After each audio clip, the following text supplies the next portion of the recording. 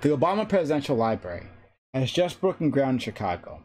While residents of the neighborhood that it's located in are honored to have it there, they are also fearful of losing their homes. Since the project was announced, rents have skyrocketed. The city has implemented some housing protections, but they are they are proving to be inadequate. Excuse me. Is the gentrification of historically black neighborhoods an acceptable cost of this project? Do you think the area might be better off if the project is allowed to be built? And if you don't, do you think the Obamas themselves are to blame? So yeah, it's pretty straightforward. So there's a certain Chicago neighborhood where the presidential library will be built. They've broken ground, and it's completely predictable when a project like this happens. Rents have gone up significantly there, right? And it just keeps climbing. We even have in the article that we had here, we had quotes from landlords, or sorry, well, they had words from landlords, like given by a renter, but yeah. And there are a lot of people who feel like they're going to be displaced. There seems to be some data saying that people are already being displaced because the rents are skyrocketing, right? Gentrification tends to be a big issue in the black community, so it's like, is President Obama actually adding to this? But then again, neighborhood's gonna get better, right? Like with that investment, it's gonna be some opportunities there. So I'm curious where you guys are all falling on this. We'll do opening statements. Black American made. I'm not a fan of rent control. I've talked about gentrification in the past. I think gentrification itself is like a really complicated topic that like we generally only see it with white people pushing out black people, but like other types of black people can push other black people out of the neighborhoods. I think that the library for the first black president, I think like monuments, even though I'm not a huge monument person, like if every other president gets these level of libraries and monuments, I think it's really important for Barack Obama to receive the same. And although I'm not a fan of displacement generally, I think that I don't know, I just think that it's a really, really complicated issue that there's no like some easy one size fits all answer that like solves everything. Chris, Asma. Yeah, I'm not too like up to date on like the intricacies of like renter, like the way. Right, let me scratch that. Like gentrification happens like everywhere in every city. Like whenever you have a big project like this coming through, right? Rents going up, people see an opportunity to make more money on the property that they own. It's like not good in terms of the people who are actually living there and they're getting pushed out. It's terrible. In the place where I live right now, there's been a tons of gentrification. I can afford to live here now, but like a bunch of the people who lived here for years are just completely gone, like scattered throughout the state. So like I don't know what to do with it without like trying to like give like prescriptions that are just like kind of making huge changes to capitalism, because this is what this is. Like it's capitalism. People see an opportunity to make more money, they're going to go for that opportunity. Um, should they be doing this? Should they be raising people's rents like they are? No, that's like it's terrible. Um, I don't know much about rent control and like the downsides of it. I would generally feel like I would agree with that, but I'm not too up on that, so I can't give that a definitive answer. That's all I had. Wiggle. I think it's just it's a interesting framing. Like I think Chicago's already dealing with these problems, like increasing rent, and then it's just like taking what Obama is doing and then pushing that into the same context and saying that somehow it's like Obama's fault about this as well. He already is like he's already breaking the mold of like working with the National Archives, and he seems to just be wanting to create a space for people where he thinks he's culturally from, and he wants to have this space that like will beautify the area. It's a big project. He's been working on it for quite some time, and it's pretty separate from government. And people are going to view it and say like, oh, it's raising the prices, etc. But they want the project. They just don't want the rent increased. But like, what is he doing? Is he making like a Walmart? Is he making, well, Walmart's help poor communities? Is he making like some place that's going to like a Ferrari shop or something? No, he's making a space that's going to beautify the area and help everyone in his mind. I think like on top of this, Illinois seems to have been doing more than most states when it comes to tackling this problem because it's existed since Rahm Emanuel was like the mayor. I think like this is something that the governor has been focused on. He makes tweets about it. This is something the mayor Lightfoot has been talking about. They've put more effort into helping people who could be evicted than most states in the country. So like to frame it as like Obama is the problem is pretty funny. But then again, I don't like Obama that much, so like I'm only gonna defend him a little bit, you know. Fanatic.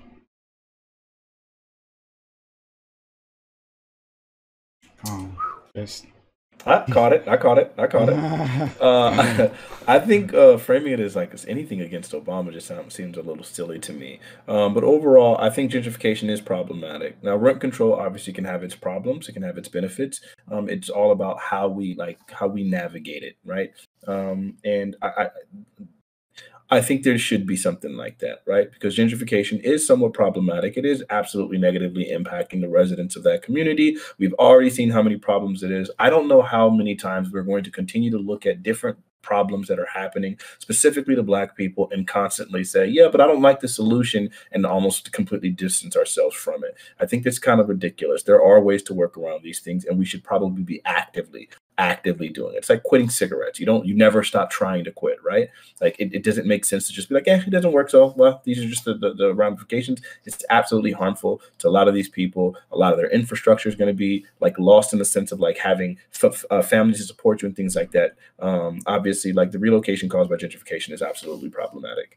Ultimately, though, I do think that Barack Obama absolutely deserves to have this library, not because he's a great president, because I didn't think he was a particularly great president, but I think he was an iconic president for several reasons. And I think that the presence of that library can have a positive impact on the self-image of plenty of the Black children that are going to be raised around it. I would imagine local schools and things like that would probably like incorporate field trips and things like that towards that sort of a location or towards that kind of a venue, which can have a lasting impact on a person's impression of their identity as young Black men and just young Black people in general. So I think it absolutely is something that needs to happen. I think there does need to just be something better measures. I get they said they're trying to do measures to stop it and they're inadequate. I think there should be better measures that they should go, and they should continue to throw more solutions at this problem. You don't just abandon it for any reason, and blaming Obama is just laughable. Jamali. I don't really see how this could be Obama's fault. I don't think that he controls the way rent fluctuates around an area. Unfortunately, Illinois is a state that has made it illegal or pretty hard to employ like a certain level or a certain amount, or just in general rent control.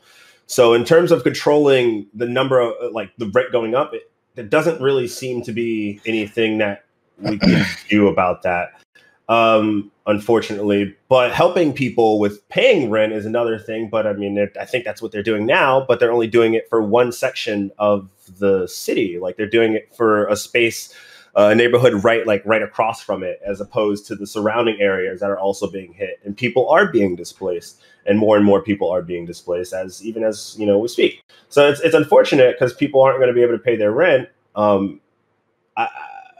That in some way, like changing Illinois' like literal legislation to be like rent control absolutely can be a thing, would probably be the fix there. But I don't know.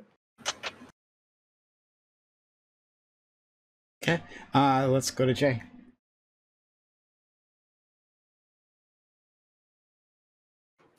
So amazing. Brilliance that she is applying. Okay, now I'm unmuted. Ha ha ha ha ha ha ha. No, I agree with most people that we shouldn't blame Obama to a certain extent, because he does get to choose where his presidential library goes. But the effects of rent raising is not a reason to blame him. Now that being said, there are income measures, like the article said, that are being put in place, but I don't know of any housing program, maybe outside of like, only because I'm familiar with it, the New York City lottery.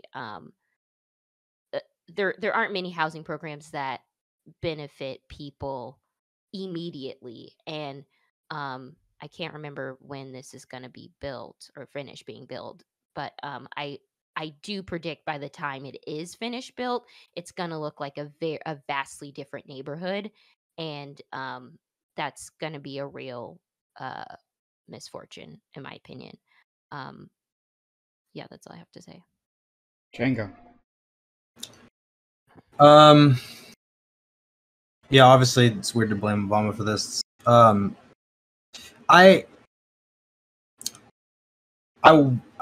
like the idea of any type of affordable housing. As far as I've seen, rent control doesn't bear out how we want it to.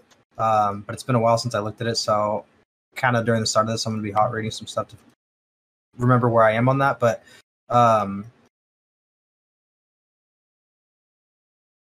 yeah, I mean that's kind of where I'm sitting. Is like the big question of how do we keep these people not displaced?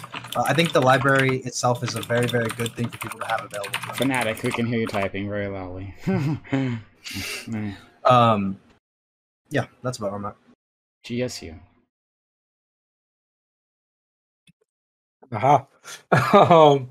So yeah, like somebody was saying earlier, it's pretty complicated. So generally speaking, property prices rising is helpful to those who own property in those communities. So you would think that Obama's library being built is at least going to help some subset of black homeowners immediately in that neighborhood. The problem is a lot of the time we don't own the homes, we rent the homes, which means that the rent will increase, which would be helpful if you actually own the house. But since a lot of the time we don't, it's a bit more complicated. So I think some of the displacement and things that happen are definitely going to be negatively impacting. But I do think for areas to get better, you need more opportunities. So you do need more industry, more jobs. All of these things are always going to lead to property and property taxes in those areas rising. So in theory, I'm absolutely not against it at all. There are some like historical things in our country that make this a little bit more complicated. But in general, investment into an area, whether it's through tourism or whatever, is always good for the area. So I'm heavily in favor of this, but I do see the problems that it's also going to cause. Okay, so open to the panel. So I'm going to go first. Like, the question was framed the way it was, like in terms of Obama. Not that Obama is directly, like at fault for, like. Well, he is at fault. He became the first black president, so okay. He's a historic figure, So and he's going to the- get his library. These are the So first it's time his we experience fault. these black problems. The positive fault. So it's that, like, and Jay was getting closer to it, that he decides where he goes, right? Where he puts that library and in which neighborhood it's going to be in, right? Like that matters. And then from there, right, like did he work with the city to see if anything can be if more protections can be put in place? Like these question. Oh no, sorry.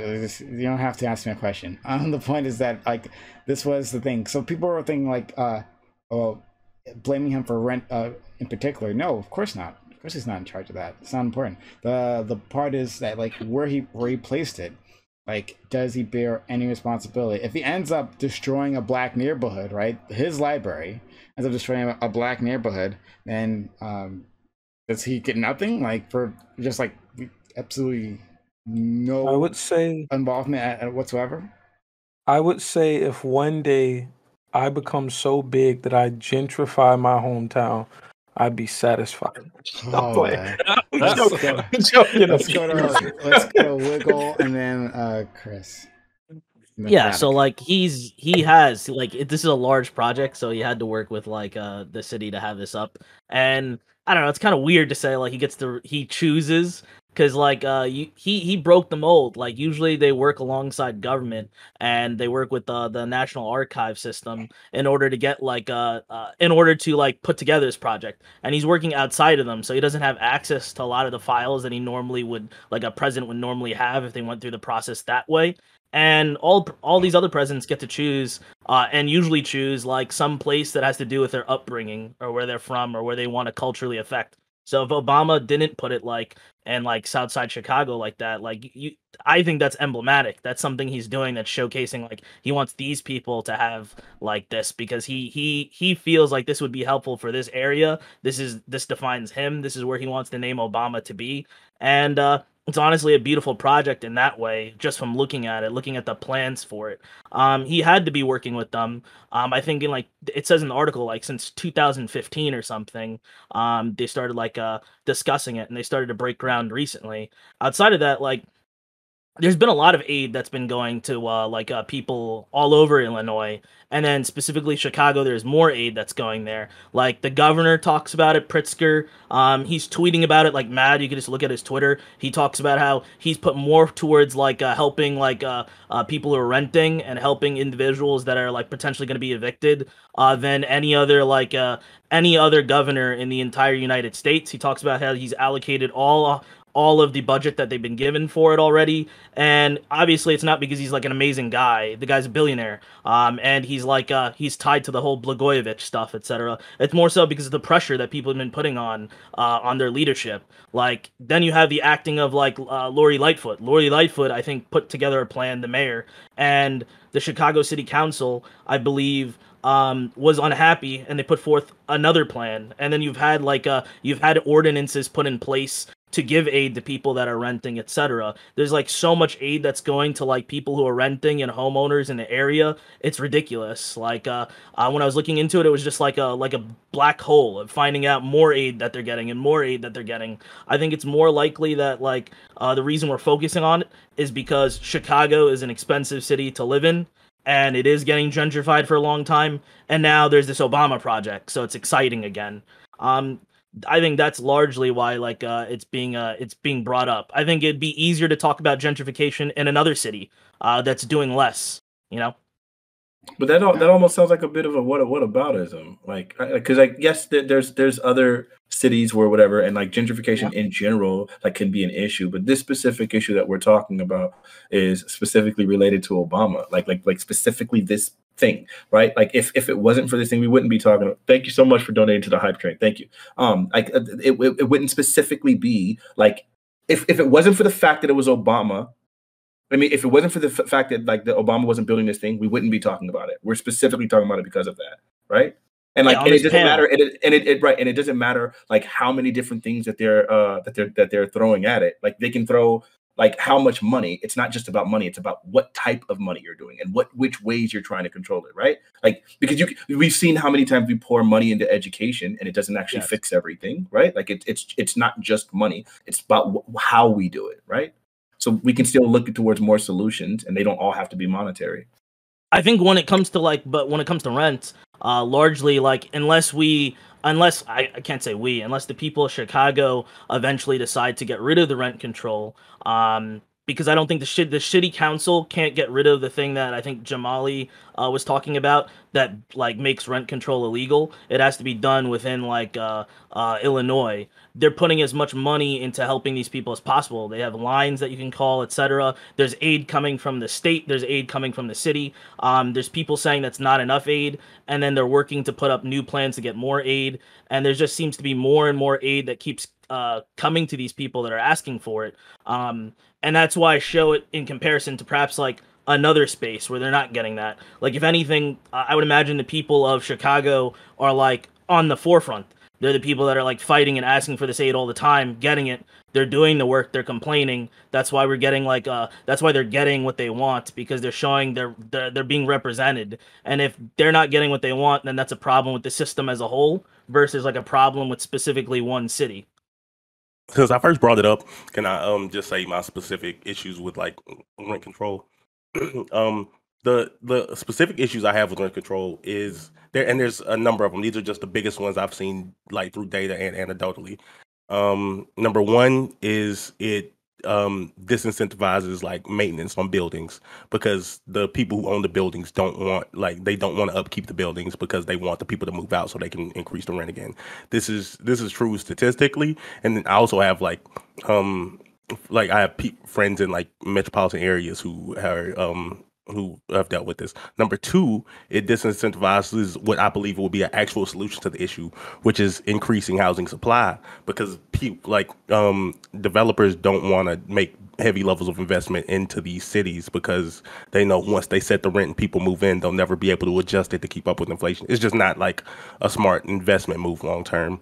And number three, if you are lucky enough to fall into a rent control situation, you as a person, you never move. Even if you move, you don't move. Like I have friends in New York who said that like their grandparents got bought into a rent control situation, and even when they moved, they kept the housing in their name as like a potential keepsake. Like even if they have to move in, other families stay there. Like that housing never becomes available again. Which now it kind of creates like the situation where housing is treated like a game of like musical chairs. Like if you actually want to solve these issues, you have to increase housing supply. You can't just like arbitrarily like hold down the cost of housing like anything, Right. or you can subsidize.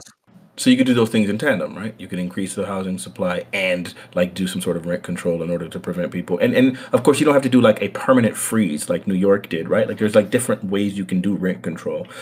You could actually leave the rent. You can make rent control and like make it legal to only adjust rent for inflation. Whereas in places like New York, it was literally the dollar amount couldn't change. So there were people like living in like apartments where like the rent was like $250 a freaking month, while their neighbor is paying like $1,700. It's absolutely absurd. Clearly, like these things have to be adjusted, right? But I would say that having it move with the inflation, remove some of that disincentivization, like from rent control, while allowing like and you can put a cap on it, like to make sure that like the rent isn't like increasing because of this thing, right? Like wherever the rent has been, like making sure that no new places can like have rent that would be whatever.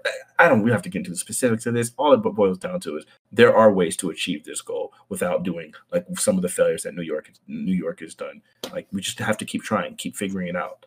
To be fair, though, what he was referring to was so there's three types of rent control, and he was referring to vacancy decontrol, I think, which is you can't change the rent that much until the tenant moves out, and then you can adjust it to the market.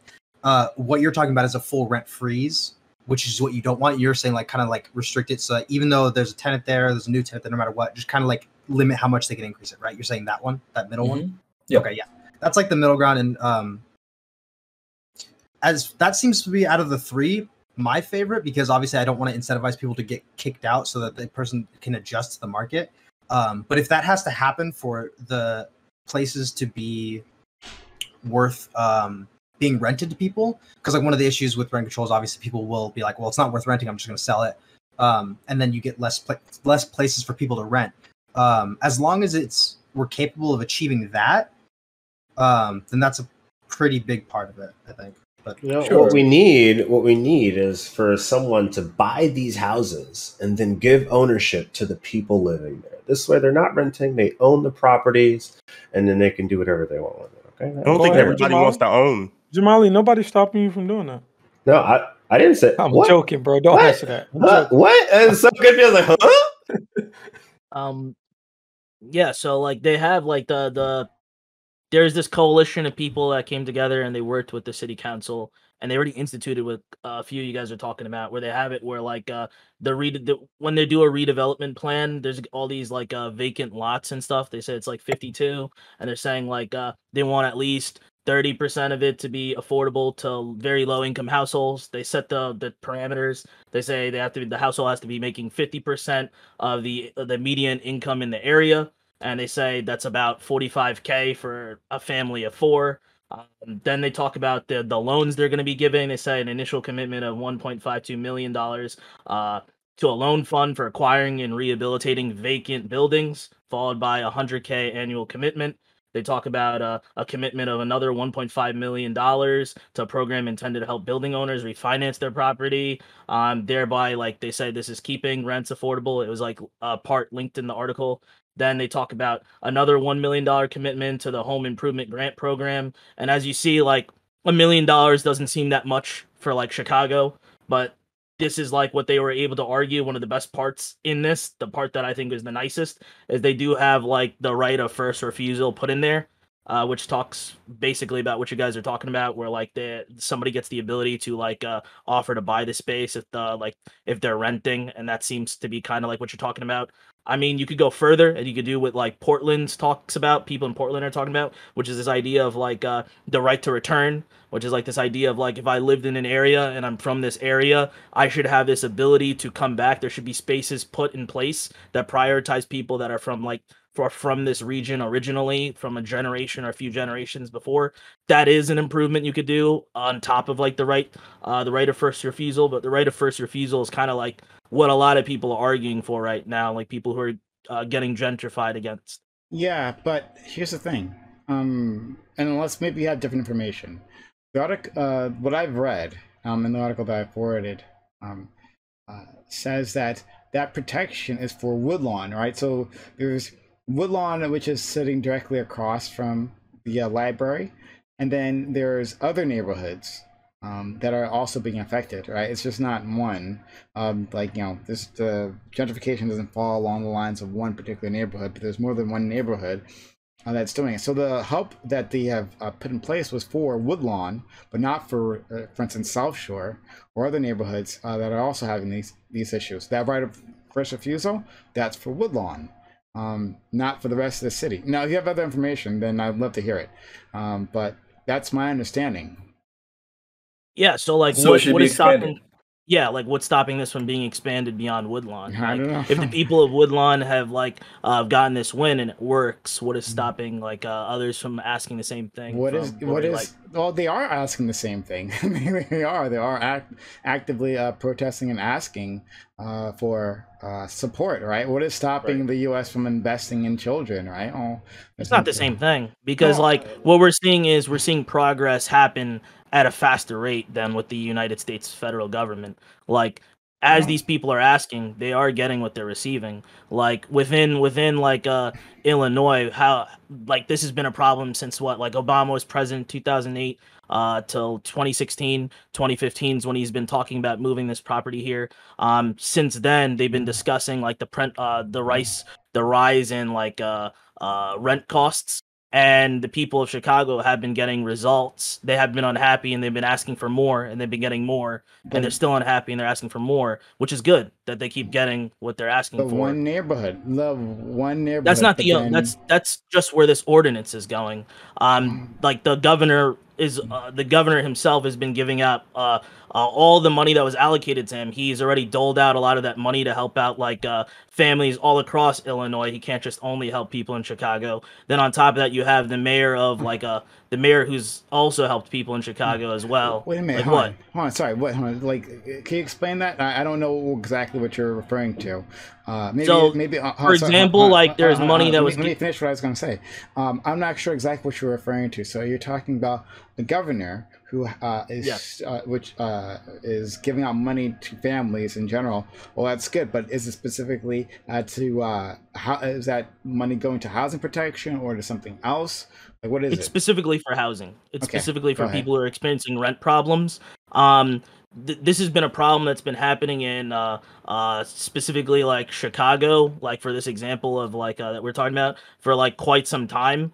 And they're the mayors of Chicago, like the former mayor and the current mayor and the governor have been having to deal with like and the city council have been having to deal with this for like years, and the people are unhappy, and they've been getting money like immediately, like in the sense of like that's disingenuous. It's not like they're getting money to their bank immediately. I mean, like the people are advocating for something and they're getting results much quicker than in other cities. For example, like there was money that should have been allocated for individuals because of COVID. What had happened was like during COVID there was like a bunch of people that could have been evicted, and they did a whole like they did research into it to see how many families would be displaced, they showed that by like the metrics that they had looked at, there'd be 3 times the rate of displaced families compared to like 2019.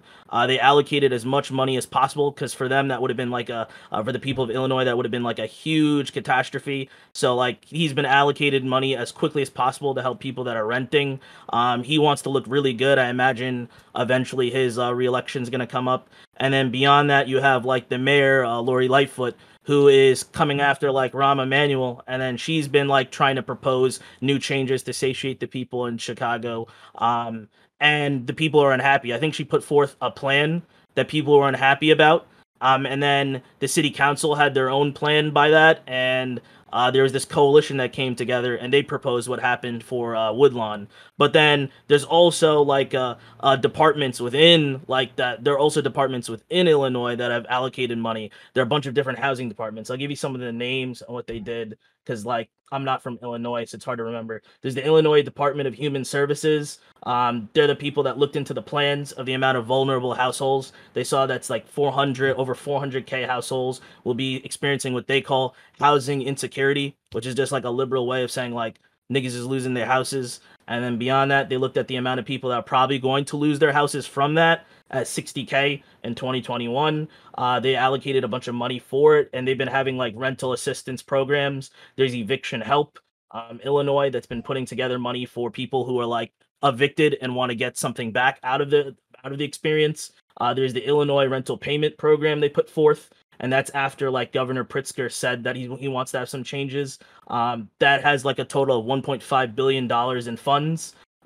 That's like they're saying 4 times as much as the available funds they had last year that they're putting forth to help people. So like when I see these things, like these problems that are occurring, I'm like, I think these are nationwide problems, and we have to look at a city like Chicago, and we have to look at Illinois and see if what they do is helping and making it better, and if not, we need to scrap everything because it seems like they're doing things the way that I imagine everyone on the panel would like them to do, and they should do more, but they're doing exactly what they're supposed to be doing. They're listening to the people, implementing changes, and if those changes aren't working, then that means we need to have like a paradigm shift and how we deal with like rent. Because if giving money to the people, listening to people who are asking for aid, putting forth all these programs, this is as big government as it gets when it comes to housing, outside of like even further rent control, etc.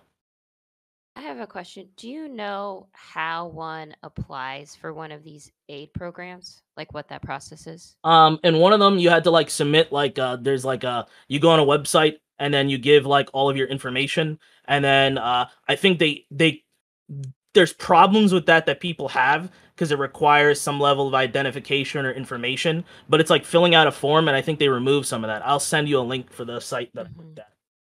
But there is some of the sites that I have are IllinoisRentalAssistance.org and IllinoisHousingHelp.org, and then I'll send you like the actual space, like the actual page within that web page.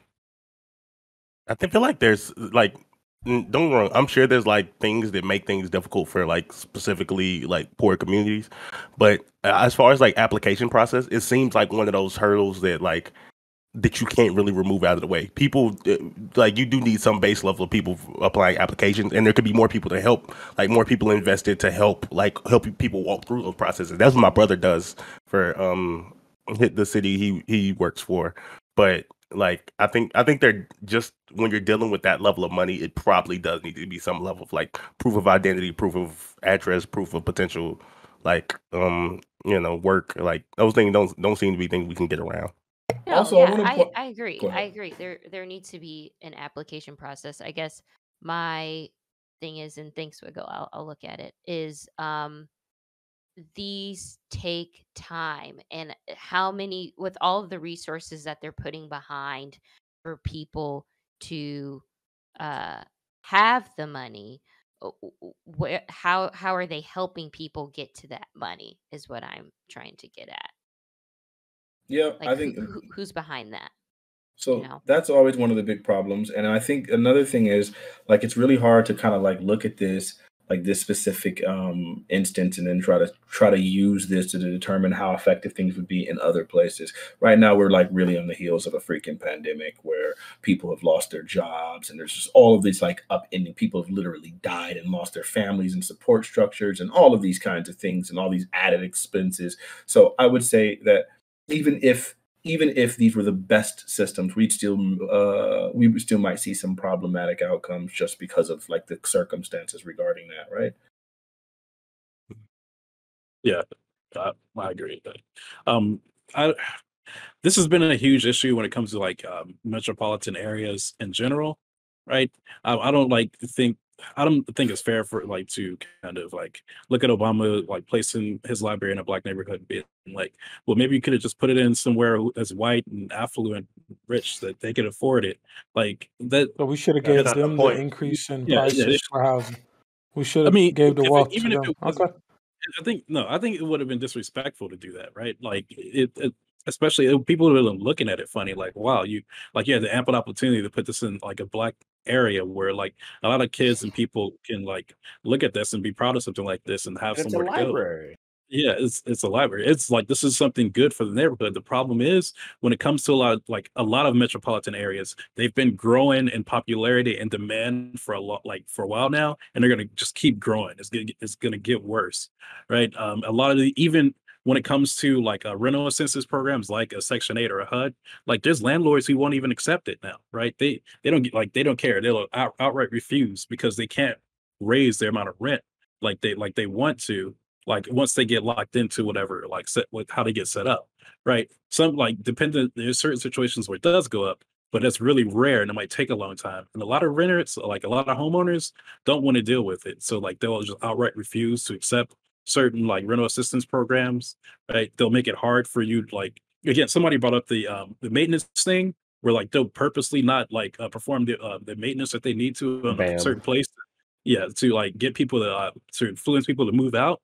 It's certain like it's like some evil shit some of these like homeowners are doing because they see the like where the market is going. They see the rise in a lot of these metropolitan areas. There's places like in Texas where a lot of cities are seeing a lot of growth, but there's opportunity out there because there's a lot of good paying jobs, right? You have states like that. There's some states like my state, like you have good paying jobs, but only in certain sectors. And like there's driving a rent cost here. Like I'm in an affordable housing building. My rent is like $950. And that's what they consider affordable here. Right. So like that just tells you where the rent is, like in every other like in places like this. If you're in a like metropolitan area, like you're seeing some insane rent increases. Like you're seeing like a lot of businesses coming through, and like even with but like there's a lot of gentrification happening here. There's black businesses moving and setting up here, and that's causing gentrification because this is becoming a place to be, right? The spot is like where people want to be. And when it causes more demand, homeowners see the opportunity, right? They want to get more higher paying tenants. They're gonna go for the kill if they can. I was about to say, is the room against the concept of like any level of displacement in general? Like I'm in favor of universal public housing, but I don't think, and this is always controversial, but I don't think like being born somewhere or being from a place originally, or your parents living somewhere, like gives you the right to like necessarily be there for the rest of your life, and that's really hard. But I just don't think we can solve an issue. I don't think we can solve issues that way, especially when you're dealing with like heavy metropolitan areas like Chicago's, like LA's, like San Francisco's, like New York City's. Like I don't think that everyone who wants to live here can always live here. I don't think any of us would. Oh, go ahead. Yeah, you can go ahead. I don't think anybody here is like arguing that just because somebody lives somewhere that they're like entitled to live somewhere like eternally, right? I think more so it's about looking at like maybe some external factors that would be like causing people to have to move and in ways that they wouldn't other, right? Like gentrification isn't just like just the cost of living going somewhere like naturally, and so then because of that people are leaving. It's like about like some of the development and infrastructure and then like giant spikes to the cost of living that make it unlivable for people who have lived in certain places for God knows how long. And like the cost of moving is incredibly expensive expensive. And as is already known, like a lot of times inside of these like urban cities, like people are not wealthy, let's say, right? And so then in these areas, typically the places that are getting gentrified, we're now like putting a cost on people to relocate to somewhere else, and they're going to be losing a lot of their like structure support, right? Like a lot of times parents can function as like childcare providers or like just like or their ride to work or their ride to school or whatever. Like all of these like these things provide like meaningful structure and function to people. And so now we're saying you're going to lose all of that and you're going to incur the costs of moving. And sometimes like that so that just brings on all of these problems. And when the cost of living is no longer there, you're not moving based on your own discretion, which can cause certain people to make even worse decisions, like because they're trying to move in a hurry or they're moving like against their own will. So there's all of these problems that are associated with displacement. Now, again, that doesn't mean that to the contrary of that we just want everybody to be able to live somewhere eternally. There shouldn't be specific factors like directly causing displacement that when we know that displacement can be rather harmful. I agree with that. Yeah, I mean, honestly, listen, okay, hear me out, guys. Literally, okay, I said it before, I'll say it again. Okay, you literally buy out the people who own it, right? Buy it out and give the people who live there a choice. You can buy the house from me over a period of time at a reasonable rate that you can pay off in less than a lifetime so that you and your kids can have somewhere to generational stuff, blah, blah, blah. Or you can just leave and I can rent it out to someone else or something like that. I mean, honestly, give people a choice. Do you want the state to do that or individuals? An individual. This is what it'd be, an individual doing this. The government shouldn't do this. They'll do fucking up. So you're just going to lose out on all your investment. Like, you're just asking people to lose money. This is not doing it for profit, guys. This is doing it for having a heart. But they'd already, it's not can tell they don't have a heart like that. Like, right? But this the way they're doesn't raising mean that rent. people don't have a heart. I'm not saying they're evil. Like, it's really weird. That's okay. I excuse the hyperbole for saying that they don't have a heart for wanting to not profit. I'm not saying that for sure. I'm saying they would be doing it as a charity thing, as a sort of benefit to the people living there. I would even argue Obama could do it himself if he wanted to, right? I don't know. This is like really depending on the area you live in. Thankfully, I live in like a really cheap area. Well, we're talking about this specific area, right? And I'm sure Chicago. I'm sure like cheap housing in like Southside Chicago is still in the $300,000-$400,000 range. Like this, that would be a really heavy level of investment to ask from some. Well, not even investment. Like that would be a really heavy level of charity to ask from like to ask of anyone to do. Honestly. I was about to say, like, they might do that with, you might find somebody that's willing to do that with 1 or 2 houses, but that's not going to solve like the systemic issue. You're not going to find like people that's willing to do that on a 100,000 scale. Yeah. We're looking for angel investors, but like in reality, like the government, man, has really done a lot for people when it comes to housing, like affordable housing. Like, the Federal Housing Administration, the FHA, like that, they like literally solved a mortgage crisis that was happening in the 30s through the New Deal, right? Like that's where when redlining started, we look at the negative implication of what redlining was for us. But redlining was a 2-part thing, right? Redlining was the denial of loans to Black people, but it was also like it was the government coming together and saying, we're going to start like creating we're going to insure all of these loans for white people so that they can like develop, and we're going to subsidize like the development of these like these properties and these structures and these suburbs, like right. So it was a huge thing where the government was saying, hey, there's a housing crisis because the way loans typically are and the interest rates and the ballooning at the very end. So then the government comes together and says, hey, we're going to like give all these people loans, right? And that is like, and then they created the GI Bill like shortly around the same time. Like all of these things literally were like what like the backdrop of like home ownership and the suburban development. 20% of all new loans during that period were GI Bill loans. 20%. That's 1/5 of all houses, right? So like think about this. Like the government has always been at the forefront, creating so many of these problems, these solutions to a bunch of these things. It just seems like every time we want to start talking about Black issues, then all of a sudden we think about the government as being wholly inept. They could do it. They could do more affordable housing. They can take over the rent in some of these places. Not all, right? Like they don't have to just like completely eliminate like that structure, but they could easily take over and like some of these places, and then you don't have to worry about like individual Section 8, right? Like now you can start having more public housing. Public housing was a huge deal back in the day. It's just it was only so problematic when it was for Black people because they just did it in these like crazy high-rise projects, right? Like that was public housing for Black people, but public housing was happening at the exact same time for white people in single-family homes, single-family units, right? We can do it. It's just we have to recognize we did it in the past. Let's do it a freaking again, and you could do it in Chicago. I was about to say they closing all the projects now, right? I know Atlanta got rid of all of their projects. It was really problematic across the country. Gross. Yeah, I mean, instead of like fixing them up like they should have done, they are just like abandoning them and like tearing them down. Like you could build more housing, you could expand the cities that like you're in, but a lot of like homeowners, especially homeowners associations and stuff like that, a lot of people like are like voting to have these things not happen. They're voting for these buildings not to be built, right? They see like when there's not enough places to live, like they drop the demand for the property that they own. Right?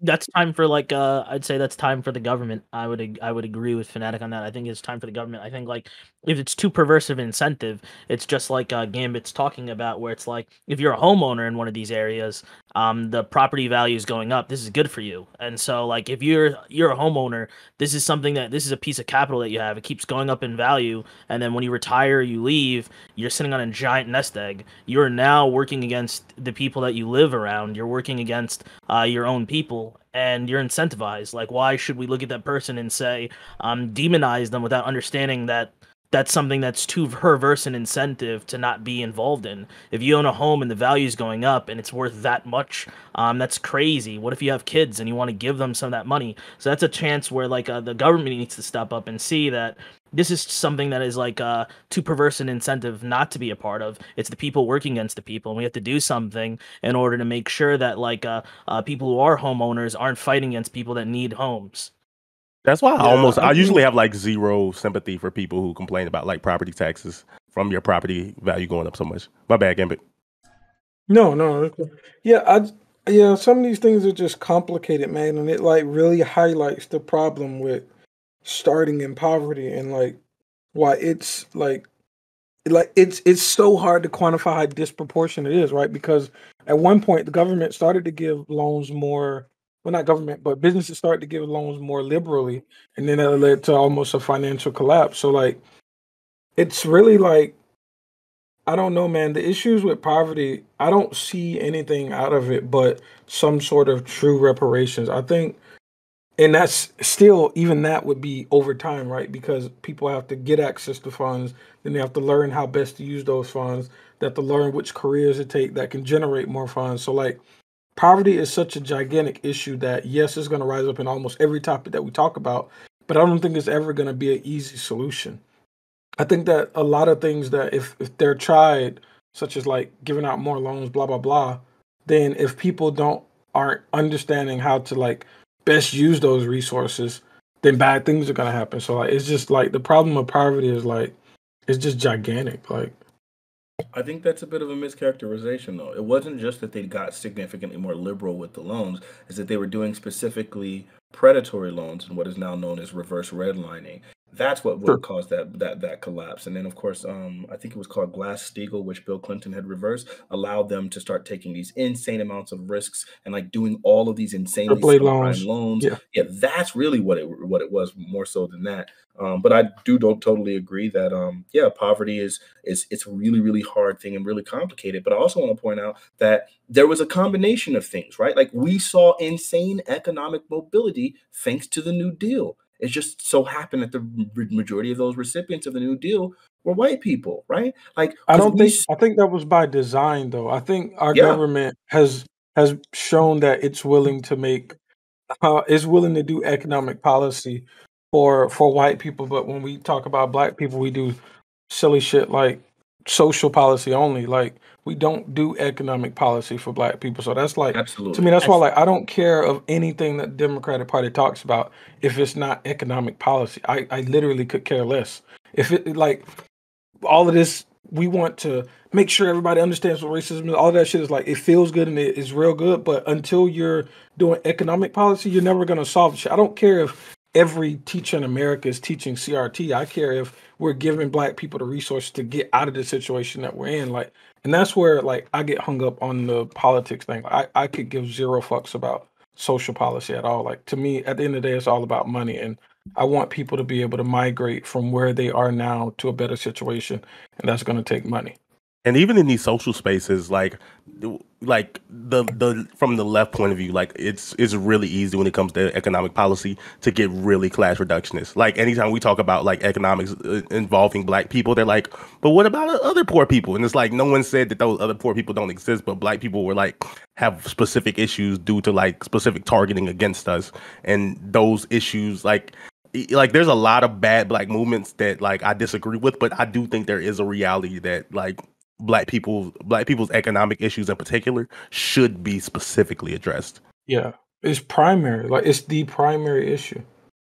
There's nothing more important, and people don't like that because the social stuff makes us feel really, really warm inside. But I don't care if everybody understands the plight of people that grew up in neighborhoods where I'm from. I care that those people get access to funds and access to knowledge and information to like escape those type of conditions. But like a library. It's just me. Like a No, library. not even No, like it's fucked joking. up. Like the libraries and like the neighborhoods Yeah. I grew up, like they Yeah. helped me a lot growing up. Like that's For the sure, place I me had too. to go. Computer That's the only lab. place I had access to a computer. I had Yeah. access to a computer Yeah, only in the yeah. library for the first like 14 years of my life. And there was only 2 computers in my entire city. So you had to like wait. Yeah. Yeah, and then they got rid of all of the libraries, of course. And now there's only one in my county. But yeah. I remember I- that's where we used to get movies. We used to get like popcorn. It had like a nap room. Like my mom used to drop. That was honestly like my first sort of like I guess babysitter was like they had like a program where it's like you just sit at the library and somebody would kind of watch you while they're doing the job. Like the library is like a real staple for a lot of communities. I didn't even grow up in necessarily a black community, but like the black kids in my community, all like we used to all hang out at the library because yeah. I didn't have the same upbringing that you guys did in this sense. I can't really relate in that way. But from my perspective, I think like when it comes to like getting the changes that people are advocating for, I feel like it's always going to be like this uphill battle because there's these 2 major parties that encompass like almost every like the Democrats encompassed all the left in like one party, and then they ruled out the far left.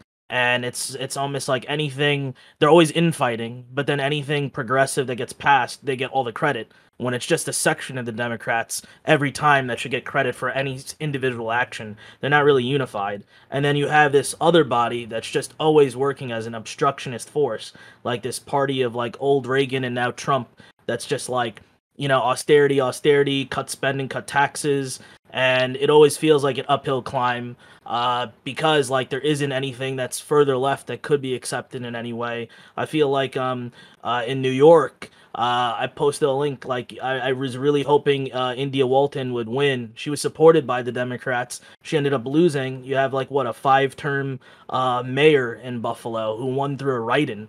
That's ridiculous. So a guy gets primaried, wins through a write-in, is like a 5-termer, and like and it's supposed to be a hail of like the Democrats in New York are saying the Republican, they didn't even have a Republican candidate. They dropped out and everyone worked together to defeat a Democratic Socialist that was offering changes that you guys would have liked, and they weren't even really that radical at all. And it's just like if it gets to that point, it makes me feel like everything's always going to be like this small scale reform. Look at our government now, and can you really say it's very different than like what your parents advocated for when you were growing up? We got stuff, we got some stuff, but the rate of improvement seems to be on the same level of scale. And like I think that's just going to grow and grow. It doesn't seem like there's a breaking away from this gridlock. And we've gotten a populist president into a populist president, and now we have Joe Biden.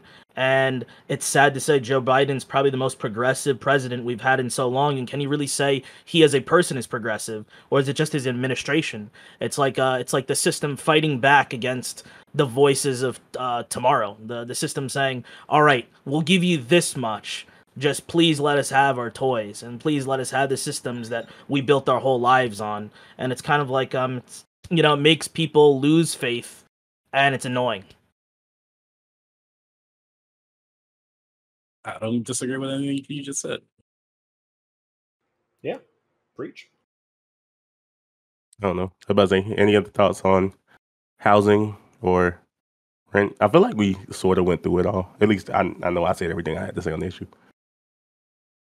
I want to add, like, yo, Trump got fucked because, like, he fucked up. Trump fucked up his he used money from one of his, like, from a nonprofit for his campaign, so he got fucked by, like, New York. They got him on a case, and they have the ability to now view any, like, nonprofit corporation that he starts in, like, New York, and that is, like, his home state. So if he tries to have a presidential library in, like, New York, he has to have, like, a nonprofit to start it, and he's kind of fucked. And, like, the only way you can really go about it is to do something similar to how Obama did it, and that would mean that he's, like, copying Obama. There's gonna be, like, articles that's like, oh, he's following Obama's line of how to do a presidential library. I think that's just really comical, unless he finds some way to have one set up in, like, Florida. And, It is going to be in Florida, that's just 100%. reportedly. ugh. Can we make new like, this is pretty much on top. Can we make new metropolitan cities, or is like the country set up in the way it's gonna be? What do you mean? Probably try to Some expand more cities are centers. trying. Some Like- cities are trying. Yeah, because there's so- like some second tier cities like I don't know, Do you mean Cincinnati, like Birmingham. China? Like, do you mean like China level, like making a city, or do you mean like over time? No, being not a- like empty areas of land. I'm saying like there's cities we consider cities that the general society does like aren't like super metropolitan. Like they may Yeah. have 1 million people, but like there's so much. I feel like there's so many That smaller cities happens, that like- have room for expansion. that happens like naturally. So it'd be like if you had like a space that has like perhaps jobs. There's an influx of new jobs. You're gonna have more people that want to live closer to those jobs. They'll move out because the cost of living is so low. So then all these people will move there, and they'll experience this boom of working for like one of these companies or what have you. This will bring in like people who will gentrify the area because they want to sell products to all these people, and the cost of stuff there is cheaper. And then over time, it's going to eventually get to the point where we have like today, where like people are going to want to live further away from the city because they want to be away from the city but still work in the city. You get suburbs that way, and then like you get the sprawling of like a major city. This happens kind of like naturally. So like the city that I was talking about before, Buffalo, used to be like one of the most major hubs in the United States. And it ended up having like a huge collapse in that way, and over time it's kind of sprawled out. Like maybe less than a decade ago, it was like a pretty bad city, and they've been on a glow up ever since because climate change, different gentrification has happened in that city. There was the Buffalo Billion, like I think Cuomo set to put a lot of money inside Buffalo, and now it's growing as a big city, and this stuff just kind of like happens naturally. And the easiest way to do it is like I think someone who was alluding to it a lot earlier is jobs. Bring jobs to an area that is like the cost of living is cheap and there's some infrastructure. Now like there's people with money want to buy stuff. Now businesses come in, they want to get their money, and then it just keeps happening that way. And then these people want representation, so like the government now focuses on them more. You start getting like better infrastructure, etc.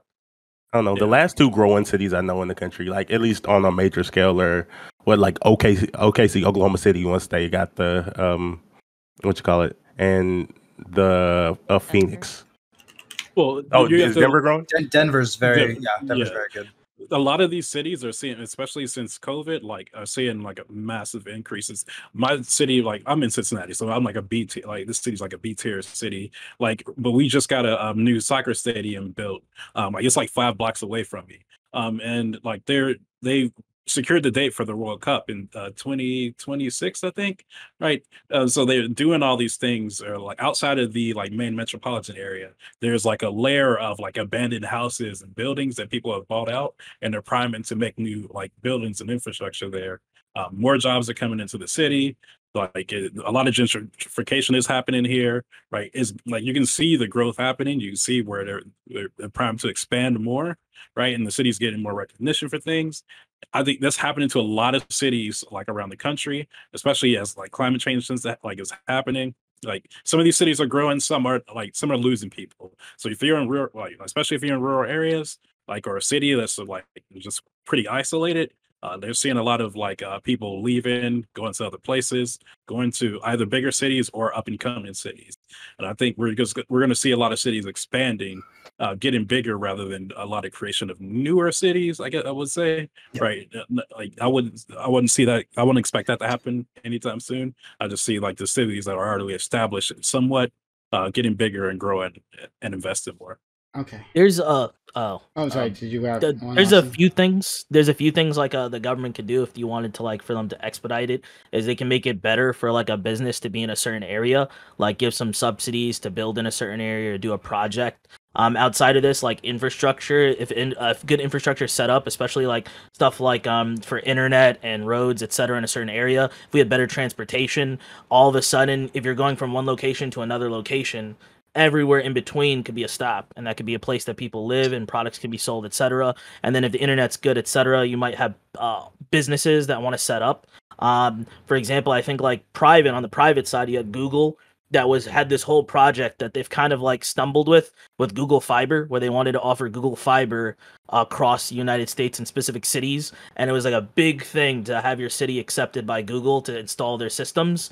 And they kind of like dropped the ball a little bit, where they went to a few cities, and some of them are really like random small like cities in the country, but those cities have like amazing internet, and the price of the internet is great. And like that's one example of like now there's these weird cities across America that if you live in them, you have insane internet, and it's just because Google took a liking and decided to put all this money into this infrastructure. Yeah, it just seems like a better way to solve housing than to like figure out how to fit more people in New York. I'm like, just make like other cities better. Like let's spread out. We got too much space not to be using. Fanatic.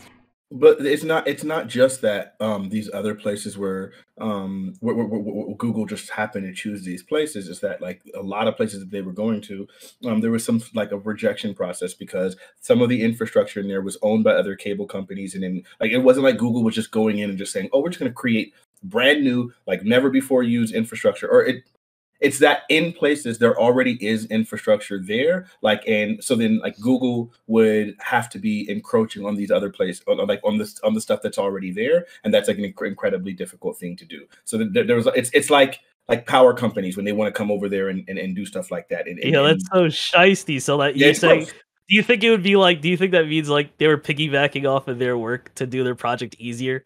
Like they're going to cities that had, yeah, it's mad funny. It's Like mad funny. they like my city rejected Google because another company, the company I worked for like a couple of years ago, they had their own fiber that they were going to be putting up. So like they had their own lines that they're taking down. They're like rebuilding the infrastructure themselves because they saw an opportunity to do that when Google started like sniffing around for a place to build, right? But the problem is you still have Spectrum, what's Time Warner, right? They own a lot of the lines and like the infrastructure when it comes to like the cables in the city. Well, I will say more cities need to be putting in fiber. It's a lot more like efficient, and it is much better for the environment. If you saw like what it takes to run cable in a city, like, and I've seen one of these buildings, it is insane, and it takes tons of power to run. How can you be the free world without 1G internet? No, I'm just fucking with you.